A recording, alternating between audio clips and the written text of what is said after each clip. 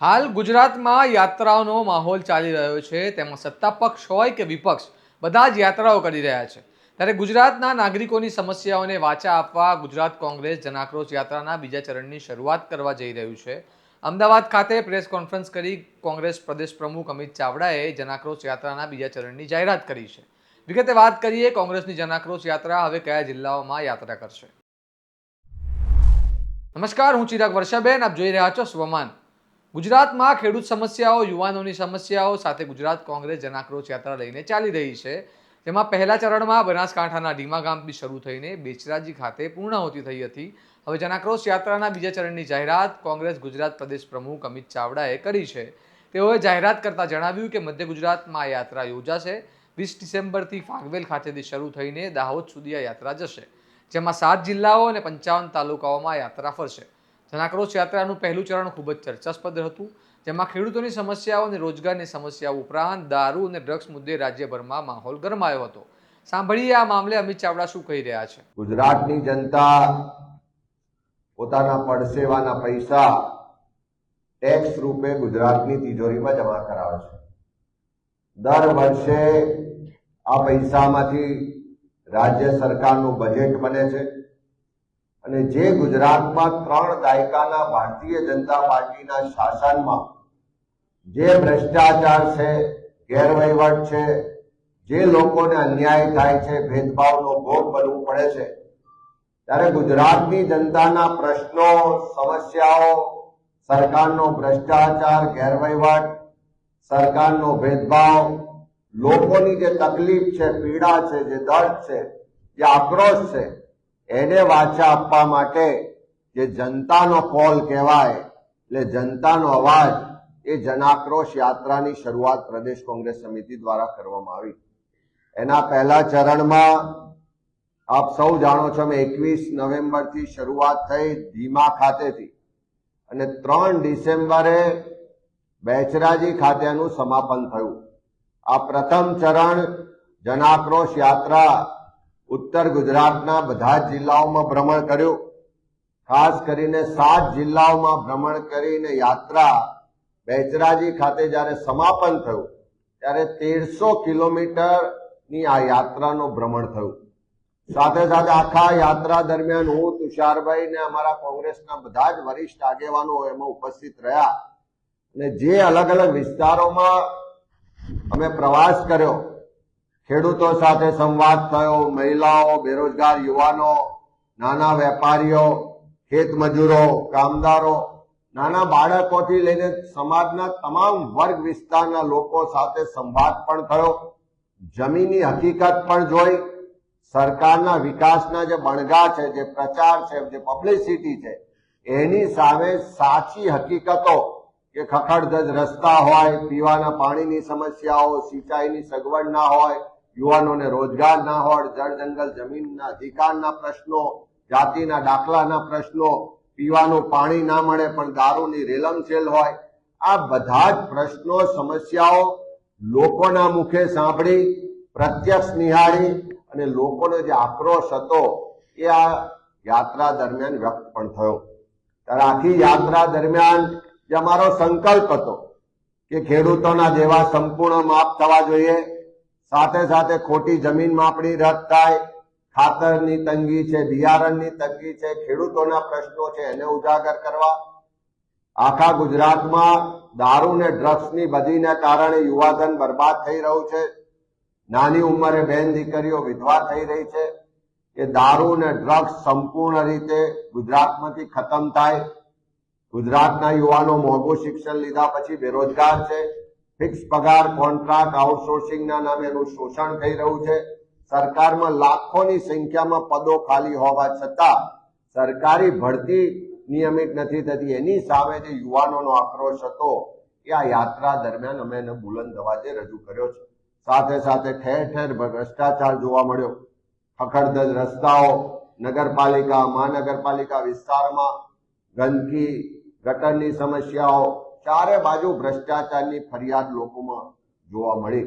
આ બધા જ મુદ્દાઓને આ યાત્રા દરમિયાન જે કોંગ્રેસ પાર્ટીએ બુલંદ અવાજે રજૂ કર્યા એનાથી હું ચોક્કસ કહું કે આ યાત્રાના ઉત્તર ગુજરાતના પ્રથમ ચરણમાં જ લોકો ખુલીને બોલતા થયા. આ 3 દાયકાના શાસનમાં ભાજપ સરકાર દ્વારા અંગ્રેજોની નીતિ રીતિ મુજબ જે ડર અને ભયનો માહોલ ઉભો કર્યો હતો, એ ડર અને ભયમાંથી બહાર નીકળીને જનતા બોલતી થઈ, ખુલીને બોલતી થઈ, પોતાના પ્રશ્નો માટે લડવાની તૈયારી સાથે સડક પર ઉતરવાના સંકલ્પ સાથે આગળ વધી રહી છે. અને એ આખી ઉત્તર ગુજરાતની યાત્રાની સફળતા બાદ પ્રદેશ કોંગ્રેસ સમિતિ દ્વારા જનાક્રોશ યાત્રાના બીજા ચરણની શરૂઆત અમે 20મી ડિસેમ્બરના રોજ ભાથીજી મહારાજના ફાગવેલ ધામથી મધ્ય ગુજરાતમાં યાત્રાની શરૂઆત કરીએ છીએ. જનાક્રોશ યાત્રાનું આ બીજું ચરણ એટલે કે મધ્ય ગુજરાતની શરૂઆત 20 તારીખે ફાગવેલ ખાતેથી શરૂ થશે અને 6 તારીખે 6 જાન્યુઆરીએ દાહોદ ખાતે ગુરુ ગોવિંદજીની ભૂમિ પર કંબોઈ ધામમાં એનું સમાપન કરવામાં આવશે. આ બીજા ચરણની મધ્ય ગુજરાતની જનાક્રોશ યાત્રામાં લગભગ જે જિલ્લાઓનો સમાવેશ થવાનો એ ખેડા જિલ્લાથી શરૂઆત કરી અને આણંદ જિલ્લો, વડોદરા જિલ્લો, છોટાઉદેપુર, પંચમહાલ, મહીસાગર અને દાહોદ એટલે મધ્ય ગુજરાતના 7 જિલ્લાઓમાં યાત્રા ભ્રમણ કરશે. 3 મહાનગરપાલિકા વિસ્તારમાં યાત્રા ભ્રમણ કરશે. લગભગ 55 તાલુકા અને 37 જેટલી નગરપાલિકા વિસ્તારમાંથી આ યાત્રાઓ ભ્રમણ કરી અને લોકોના પ્રશ્નોને અમે બુલંદ અવાજે રજૂ કરીશું. આ આખી મધ્ય ગુજરાતની જનાક્રોશ યાત્રાનો જ અત્યારે જે સંભવિત રૂટ છે, લગભગ 1400 કિલોમીટર આ યાત્રા મધ્ય ગુજરાતમાં ભ્રમણ કરવાની છે. અને જે મધ્ય ગુજરાતના લોકોની ફરિયાદો છે, પ્રશ્નો છે, જે સમસ્યાઓ છે, જે ભ્રષ્ટાચાર છે, જેમ કે મધ્ય ગુજરાતમાં ખાસ કરીને આદિવાસી વિસ્તારોમાં મનરેગામાં કરોડો રૂપિયાનો ભ્રષ્ટાચાર થયો, સાબિત પણ થઈ ચૂક્યું. હજુ પણ કેટલાક લોકો જેલમાં ગયા, કેટલાક લોકો આજે પણ ખુલ્લેઆમ ફરી રહ્યા. ભાજપના હોદ્દેદારો સામે કરોડો રૂપિયાના આક્ષેપ હોવા છતાં કોઈ કાર્યવાહી થતી નથી. અને એ જે લોકો લડાઈ લડી રહ્યા છે એવા લોકોની વચ્ચે પણ જઈશું. નલ સે જલ યોજનામાં ચારે બાજુ ભ્રષ્ટાચાર છે. મધ્ય ગુજરાતમાં અમૂલ પેટર્નથી દૂધ ઉત્પાદકોના અનેક પ્રશ્નો છે. અનેક વિસ્તારમાં પીવાના પાણીની સમસ્યાઓની ફરિયાદ છે, સિંચાઈના પ્રશ્નો છે, સાથે સાથે ખેડૂતોની સમસ્યાઓ છે. નગરપાલિકા, મહાનગરપાલિકા વિસ્તારમાં ભ્રષ્ટાચારના વ્યાપક પ્રમાણમાં પ્રશ્નોને રજૂઆતો છે. વડોદરા જેવું મહાનગર હોય કે જ્યાં આગળ પૂરને કારણે દર વર્ષે શહેર બરબાદ થઈ જાય છે. કરમસદ હોય તો જે સરદાર સાહેબની કર્મભૂમિ છે એના પોતાની ઓળખના પ્રશ્નો માટે લોકો લડી રહ્યા છે. આ તમામ લોકોના પ્રશ્નોને પણ આ યાત્રા દરમિયાન સાંભળીશું.